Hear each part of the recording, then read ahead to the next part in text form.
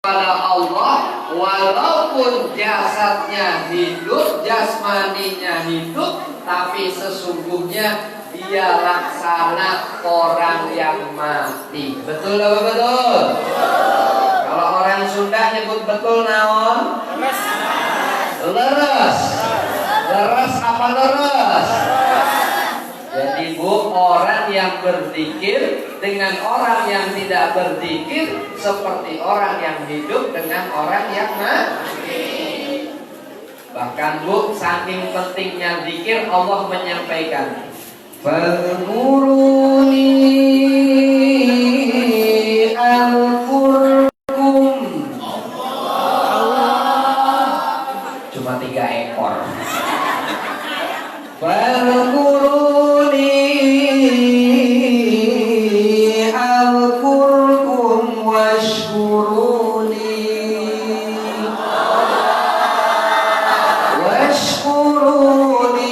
wala takfurun.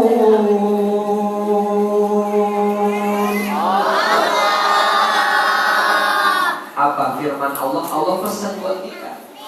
Fadhkuruni, kata Allah, ingat kalian semua kepadaku, kata Allah. Azkurkum, aku akan ingat kepadamu. Washkuruli, kata Allah, dan bersyukurlah kalian kepadaku. Wala takfurun, dan janganlah kalian kufur kepadaku. Jadi insya Allah kalau kita lagi senang ingat Allah, insya Allah nanti di saat kita susah Allah ingat kita. Kalau kita lagi susah ingat Allah, nanti insya Allah kalau kita lagi senang Allah juga ingat kita. Dan zikir itu bu, salah satu hikmahnya zikir itu bu, tasbih itu bisa menyelamatkan diri kita dari malapetaka Pak. Belum lama di Ciawi terjadi kecelakaan, betul? Itu orang lagi santai, lagi main handphone, lagi scroll TikTok, lagi buka WhatsApp, buka Instagram, tiba-tiba ada truk bawa galon itu nabrak yang namanya gerbang tol Ciawi. Ada berapa orang yang meninggal dunia Pak? 8 orang. Malam itu kejadian bu, saya ngaji di Ciawi sama adik saya bahas tentang bab zikir dan pentingnya berzikir kepada Allah. Kemarin lagi kejadian bu, di Amerika ya, padahal Amerika ini adalah negara adikuasa, gak ada tandingannya. Teknologinya super hebat Pak. Semuanya canggih. Tapi kalau Allah mau berkehendak yang buruk, Masya Allah, kejadian. Itu ada pesawat komersil yang bawa penumpang itu tabrakan dengan helikopter di atas sungai, kemudian korbannya yang ada di pesawat di helikopter meninggal dunia. Kemudian terjadi lagi kemarin ada di Korea, belum lama ya, itu pesawat juga kebakaran. 90% atau 100% meninggal dunia semua. Nah, dengan hadirnya musibah malapetaka bencana yang kita lihat dengan mata kepala kita, maka salah satu yang bisa menolak bala itu adalah berzikir. Apa bu? Ibu-ibu, saya, bapak-bapak, habis subuh, habis sholat berjamaah di sini, sebelum aktivitas baca zikir pagi dan petang. Ada namanya kitab Hisnul Muslim, nanti saya share ke Ustadz Guswan ya. Jadi saya punya kitab Hisnul Muslim, itu waktu saya tugas haji tahun 2016. Saya di kota Madinah ketemu dengan orang tua, kakek-kakek tua menyalami saya. Kemudian dia dengan bahasa Arabnya, ini ada kitab, silakan dibaca.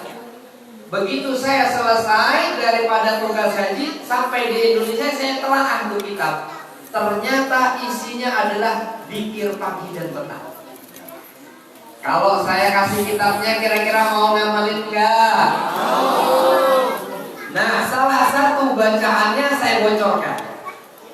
Ada baca alhamdulillahi wahdah wassalatu wassalamu ala man la nabiyya ba'dah.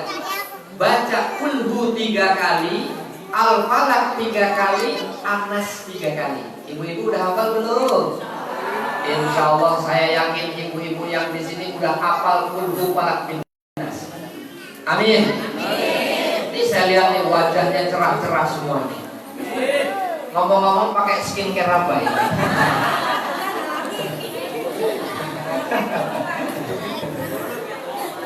Ustaz, saya mah original Ustaz. Saya gak pernah pakai skincare, saya gak pernah pakai foundation. Saya cukup dengan berwudu aja Ustaz. Amin ya Rabbal alamin.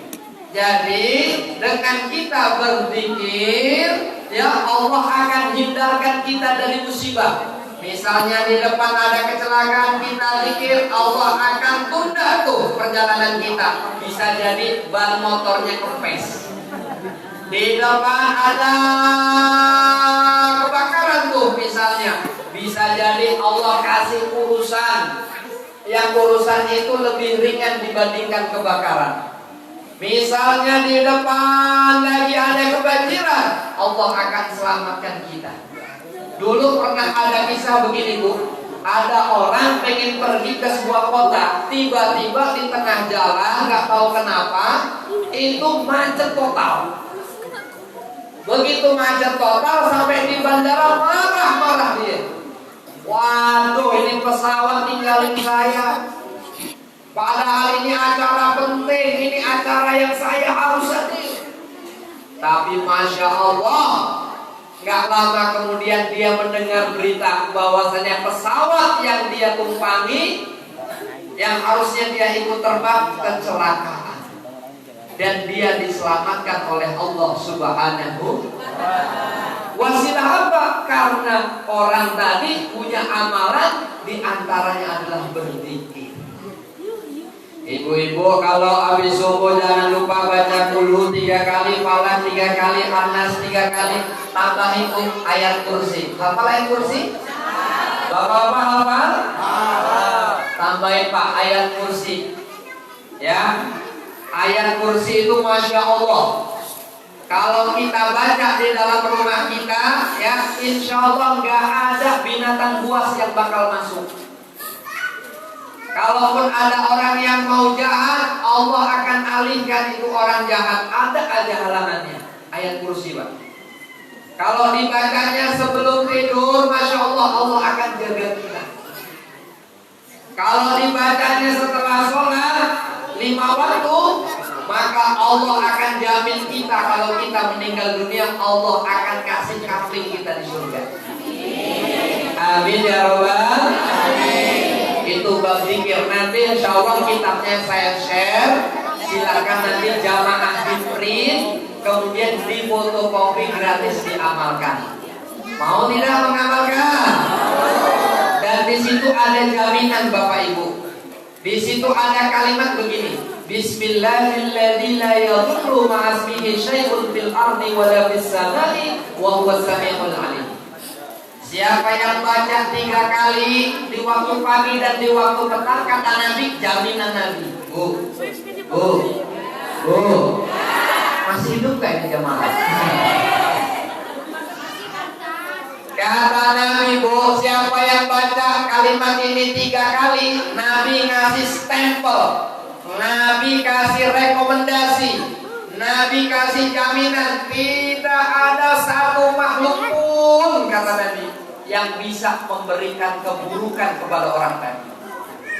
Copet, jambret, perampok, maling, pencuri, penipu, semuanya.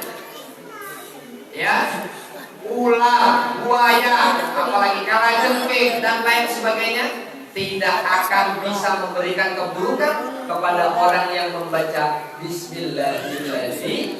La yadurru dan termasuk adik-adik nih yang masih muda, yang perempuan, yang masih lajang-lajang, baca ini Bismillahirrahmanirrahim. La yadurru ma'asmihi syai'un fil ardi wa la fis samai wa huwas samiul alim. Insyaallah kalau ada maaf nih, laki-laki mau nyelakain gadis, Allah akan tolong. Karena sekarang ini macam-macam ya Bu, orang jahat, betul apa betul? Kemarin kita lihat di TV Bu, lihat dengan mata kepala kita sendiri. Ada perempuan, naudzubillahi min dzalik, ya Allah, sedih. Dipotong-potong badannya, betul? Itu kalau ada seperti itu, kalau di waktu pagi kita baca itu, insya Allah akan jaga putra putri kita. Amin ya Rabbal. Ini yang pertama pentingnya tasbih. Nanti saya share. Yang kedua sebelum kita ngaji Isra wal Mi'raj, Allah Subhanahu wa taala berfirman, Innallaha wa malaikatahu yusholluna 'alan nabi. Ya ayyuhalladzina amanu shallu 'alaihi wa sallimu taslima. Sesungguhnya Allah dan para malaikatnya bersolawat kepada Nabi. Dan wahai orang-orang yang beriman, bersolawatlah kalian kepada Nabi. Bu, kalau saya ajak solawat mau? Mau aja atau mau banget? Cius.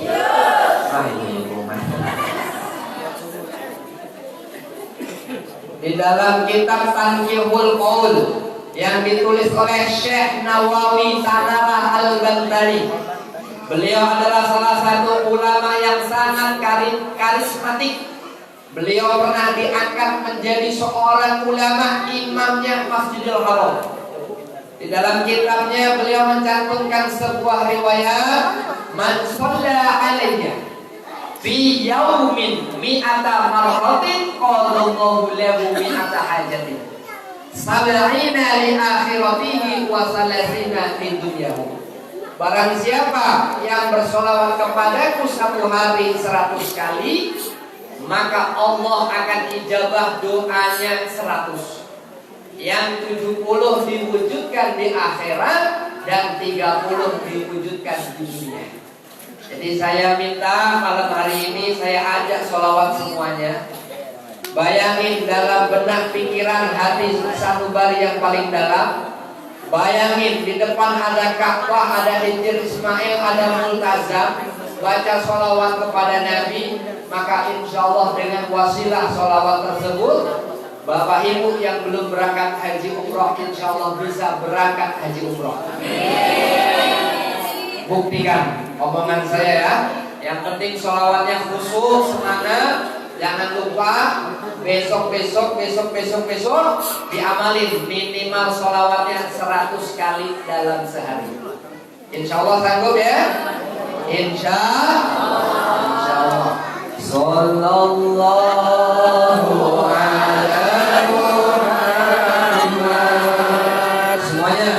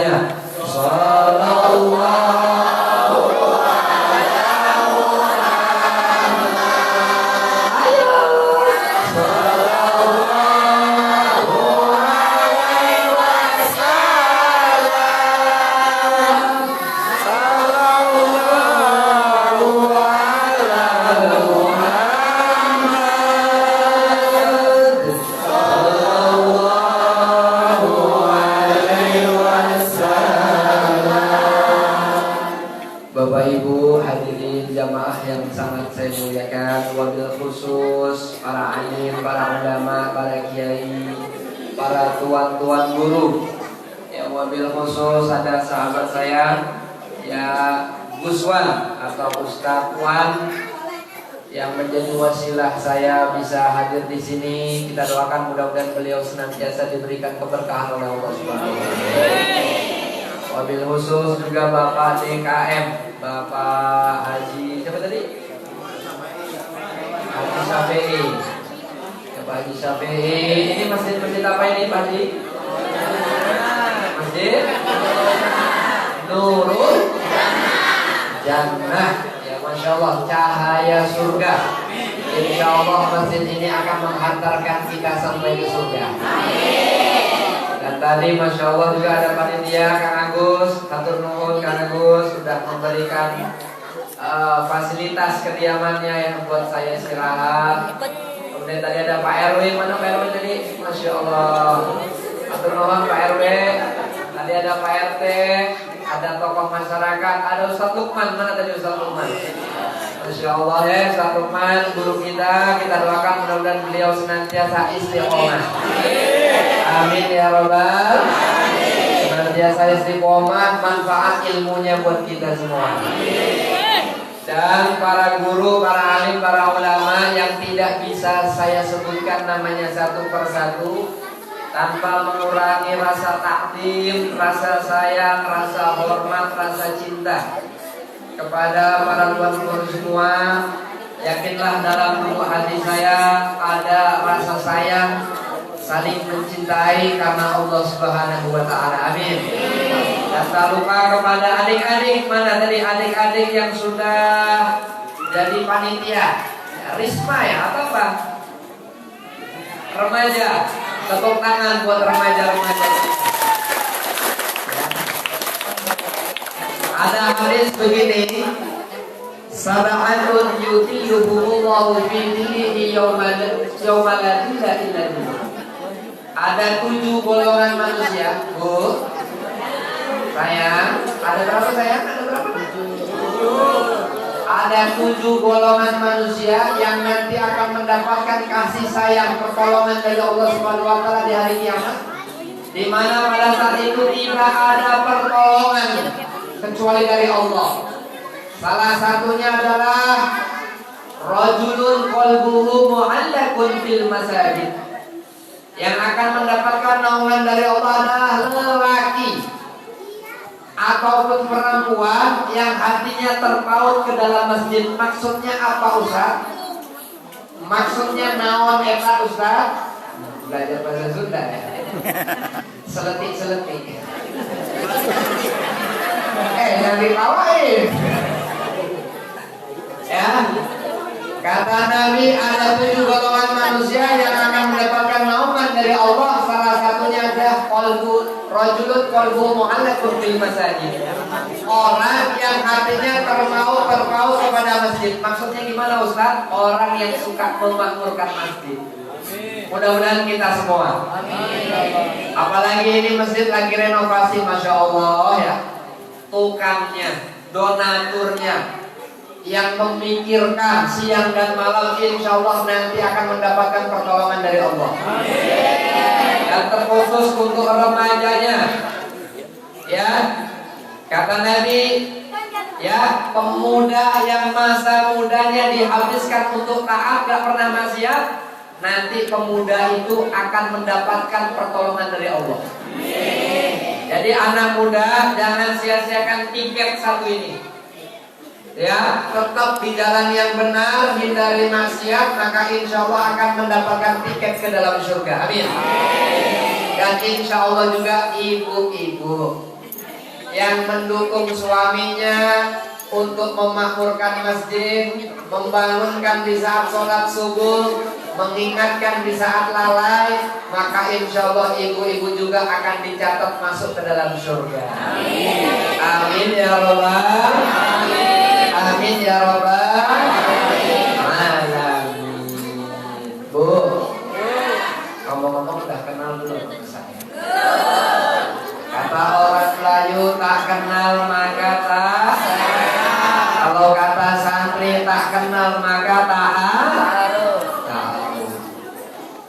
punten Bu, abdi entel tiasa bahasa Sunda Bu.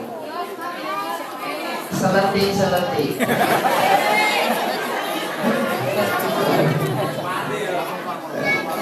Saya kalau diundang sama orang Sunda Bu ya, orang Sunda ngomong apa, saya jawabnya apa.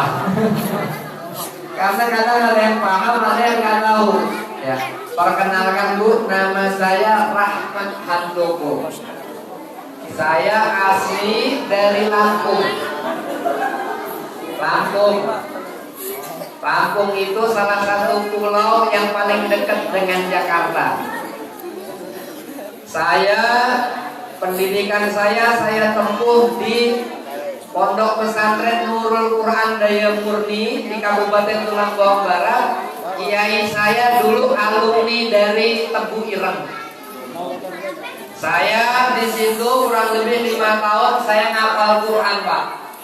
Ngapal Quran dapat 10 juz. Saya kemudian hijrah ke Jakarta. Saya kuliah di Perguruan Tinggi Ilmu Al-Quran Jakarta yang dipimpin oleh Profesor Dr. Kiai Haji Nasaruddin Umar, Menteri Agama saat ini, dan beliau sebagai Imam Besar Masjid Istiqlal.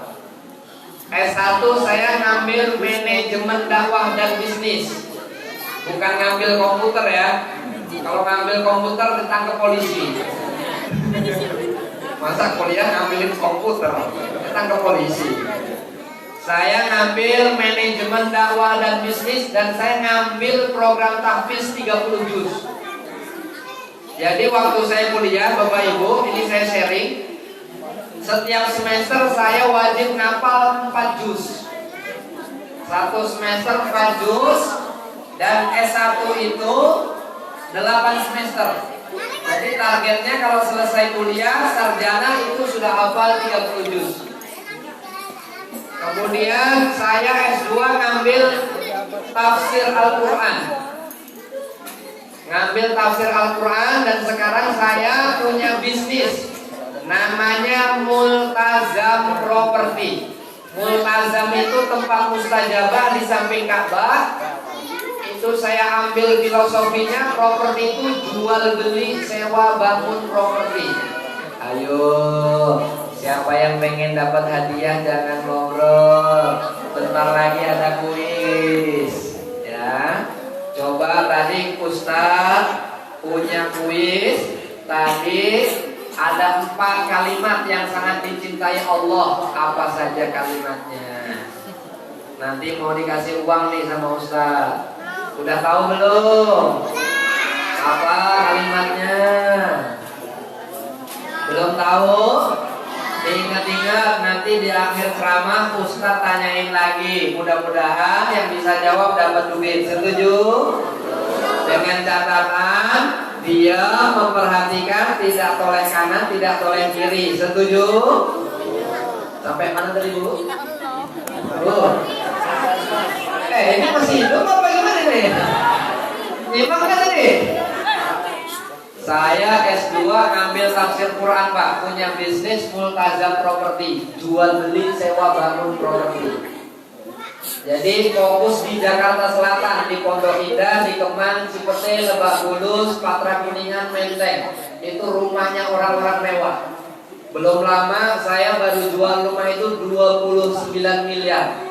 Yang beli salah satu direktur bank negara. Makanya saya kalau diundang kemana-mana, saya nggak pernah nanyain Ustaz amplop saya berapa. Ustaz nanti Ustaz bakal ngasih berapa? Tanya sama panitia. Saya nanya atau tidak tadi? Nggak nanya Bu. Kenapa? Saya dakwah li'ila kalimatillah. Ikhlas karena Allah Subhanahu wa taala ingin mensyiarkan daripada nilai-nilai Islam. Amin. Kalaupun seandainya panitia ngasih, alhamdulillah. Kalaupun nggak ngasih, ya saya tungguin. Bercanda panitia, bercanda. Kang Agus punten bercanda ini.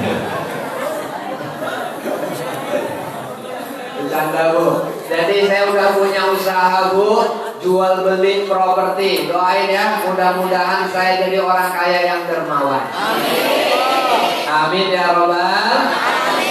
Nah, hari ini saya akan sharing ya, Nabi itu sebelum di Isra Mi'rajkan, Nabi adalah sebagai pedagang. Supaya Isra Mi'rajnya lebih berwarna. Kalau biasanya kiai-kiai membahas dari Masjidil Haram ke Masjidil Aqsa, Nabi dibelah dadanya sama malaikat Jibril. Kemudian sampai di Palestina Masjidil Aqsa, Nabi sholat dengan nabi-nabi lain. Kemudian Nabi di Isra Mi'rajkan sampai ke langit 7, ketemu dengan Nabi Adam, Nabi Harun, Nabi Yusuf, Nabi Musa, Nabi Ibrahim alaihi salam. Kemudian Nabi mendapatkan yang namanya perintah sholat 5 waktu. Nah, itu sering dibahas. Betul atau betul? Nah, sekarang saya mau bahas Nabi itu adalah pengusaha. Apa Bu? Nabi adalah pedagang. Apa Bu? Nih, saya buka faktanya. Nabi di saat usia 9 tahun, saya adik-adikku, ya, Nabi di usia 9 tahun, Nabi udah diajak dagang pamannya. Siapa pamannya? Abu Thalib. Dari mana Ustaz? Dari kota Makkah menuju kota Syam. Syam itu Syria, Palestina dan sekitarnya. Usia 9 tahun Bu. Bayangin. Semana nih? Itu usianya berapa sayang? Siapa namanya? Nah, usiaku berapa? Hah? 11. Sini Teh, sini nggak apa-apa. Adik sana naik, sana. Tepuk tangan. Siapa namanya? Faiz. Faiz. Cita-cita mau jadi apa Faiz? Polisi tidur katanya. Insya jadi tentara, jadi ustadz yang kaya raya. Amin. Ibu perhatiin. Usia segini Nabi udah diajak dagang. Perhatiin. Usia segini Nabi udah diajak dagang. Kenapa? Karena ayah Nabi sudah gak ada. Saya pesan kepada jamaah yang hadir di sini. Anak-anak kita kalau bisa diajarin yang namanya menjadi entrepreneur, menjadi pengusaha, menjadi pedagang. Supaya apa? Supaya kita bisa mengamalkan ayat Allah, wal mujahiduna fi sabilillah.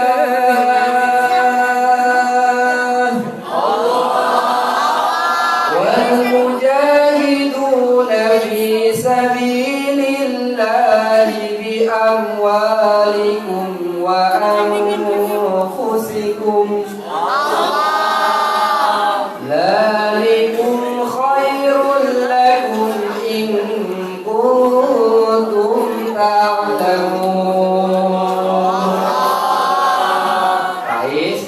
Faiz dapat oleh-oleh hadiah, dapat kalender spesial Ustaz. Mana Ustaz? Ustaz Wan mana Ustaz Wan? Sama Ustaz Lukman yang Faiz.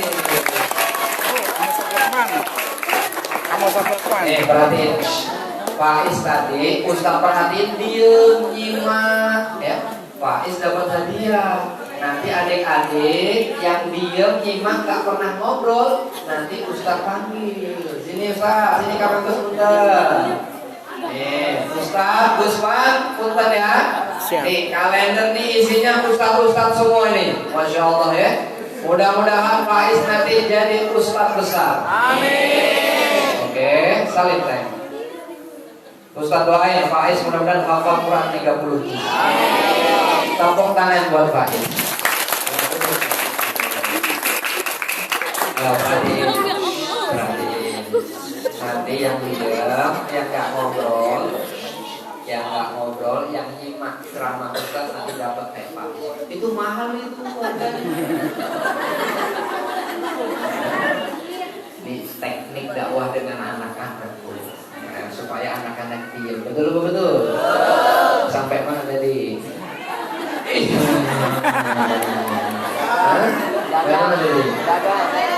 Supaya anak-anak kita bisa jihad dengan harta. Betul? Karena Nabi kita pedagang Pak. Nabi usia 25 tahun udah jadi pedagang sukses. Bahkan di saat Nabi menikah dengan Sayyidah Khadijah, buat yang cewek-cewek dengerin adindaku, Nabi di saat menikahi Sayyidah Khadijah maharnya itu 20 ekor onta.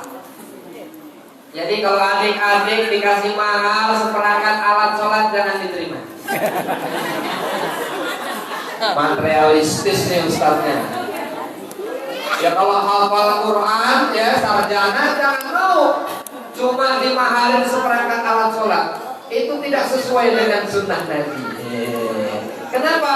Nabi memberikan mahar 20 ekor onta. 20 kalau dikali 20 juta itu kurang lebih 400 juta. Betul? Jadi kira-kira Nabi orang miskin atau orang kaya? Kaya. Bahkan pernah Nabi di saat kurban itu menyembelih puluhan ekor binatang kurban. Saya mau nanya sama bapak sama ibu di sini ada nggak yang kurban 10 ekor sapi?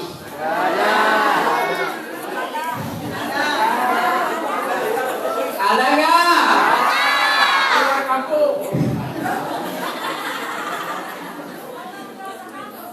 Satu ekor sapi aja sapinya udah sakit-sakitan. Pak, Bu, Nabi itu orang kaya, Bu. Istri Nabi itu orang kaya, Pak. Sayyidah Khadijah itu pengusaha yang kaya raya. Bahkan di saat Nabi dakwah itu uangnya Sayyidah Khadijah dihabiskan untuk kepentingan dakwah. Nah, masalah ekonomi inilah yang jarang dibahas oleh umat Islam di masjid-masjid. Betul atau betul? Bahas bab sholat, zakat, haji, infak, sedekah. Betul. Itu tidak salah. Tapi ada satu bab yang tidak pernah dibahas. Nabi adalah seorang pedagang. Nabi adalah orang yang sukses dalam masalah finansial. Ibu-ibu sekarang bisa cek, kalau ibu-ibu punya duit 1 miliar, kira-kira bisa nggak berangkat haji tahun ini? Bisa. Bisa apa bisa? Bisa. Kenapa? Punya duit. Tapi mohon maaf lahir batin, jangankan 1 miliar Ustaz, 100.000 aja saya nggak punya. Kira-kira bisa nggak berangkat haji? Nggak bisa. Artinya apa? Duit itu penting. Bahkan pentingnya seperti iman dan ilmu. Ustaz, bagaimana caranya supaya saya dapat duit puluhan juta, miliaran, triliunan? Dagang. Jangan judi online. Jangan apalagi ngeslot. Jangan pinjam online. Lagi. Jangan rentenir. Tahu rentenir? Lintah darat.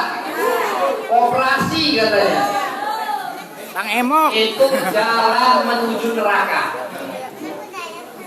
Ya. Kalau pengen kaya apa? Caranya dagang. Ustaz dagang apa? Dagang baju boleh. Dagang gorengan boleh. Yang penting cabangnya 1000 cabang. Nah gitu kalau gorengan. Jangan cuma buka satu gerobak depan IPB. Jangan, buka yang banyak. Ya 10 cabang. Itu omsetnya bisa puluhan juta. Ustaz ini diundang jauh-jauh cuma ngomongin duit aja. Loh, dengan duit kita bisa dakwah. Betul betul? Betul. Jadi sebelum kita dakwah dengan diri kita, dakwah dulu dengan harta. Itu konsep Quran. Wal mujahiduna fi sabilillah bi amwalikum. Jihadlah kalian dengan harta kalian. Kemarin guru saya Profesor Dr. Nasaruddin Umar menyampaikan begini. Penting. Gus Dur sebelum meninggal, beliau wanti-wanti kepada Nasaruddin Umar. Nasaruddin Umar, suatu saat akan ada orang minoritas menguasai ekonomi yang umat mayoritas. Artinya apa? Orang di luar Muslim akan menguasai perekonomian orang-orang muslim. Orang muslim mohon maaf hanya jadi kacung, jadi pembantu, jadi babu, jadi cleaning service di hotel-hotel yang bagus, di gedung-gedung yang bagus, dan majikannya adalah orang-orang maaf yang tidak beragama. Yang kadang-kadang naudzubillahi min dzalik buat sholat Jumat aja susah. Betul betul. Nah, bagaimana caranya nih didik anak-anak kita dagang? Ibu-ibu kalau lagi dagang ajarin anak-anaknya. Belajar dari orang Cina. Orang Cina itu banyak yang nggak sekolah tapi dagang, akhirnya apa? Yang sekolah-sekolah jadi anak buahnya. Bahkan ada satu hadis yang jarang dibahas. Kata Nabi, at-tajiru shadukul amin ma'an nabiyyin wasiddiqin wasyuhada. Hadisnya sahih. Pedagang yang jujur, yang dapat dipercaya, nanti akan dikumpulkan dengan para nabi, dengan para syuhada, orang-orang yang mati syahid, dan orang-orang yang selalu melakukan kebaikan. Siapa itu? Pedagang. Siapa Bu? Di harapan saya, mudah-mudahan melalui pengajian Isra wal Mi'raj nanti hadir dari sini orang-orang yang punya mindset kaya. Amin ya rabbal alamin. Ini Nabi. Yang kedua kata Nabi, ya, sebaik-baik generasi itu adalah generasiku kata Nabi. Setelah itu adalah generasi para sahabat, generasi berikutnya. Ada satu sahabat Nabi, namanya Utsman bin Affan. Siapa Bu? Siapa Bu? Ibu-ibu kenal Utsman bin Affan? Kalau kenal berarti ibu-ibu makhluk purbakala. Udah hidup pada zaman 1400 tahun yang lalu. Jadi Utsman bin Affan ini, adik-adikku yang dimuliakan Allah, suatu ketika Nabi dipanggil para sahabat. Wahai para sahabat, kesini. Sebentar lagi kita akan menghadapi perang Tabuk. Kota Madinah lagi keceklek Pak. Kota Madinah lagi gagal panen kurma, jarang yang panen. Nabi ngumpulin para sahabat, ya puluhan sahabat bahkan ratusan. Nabi bilang begini, siapakah di antara kalian yang mau menyumbang untuk kepentingan umat Islam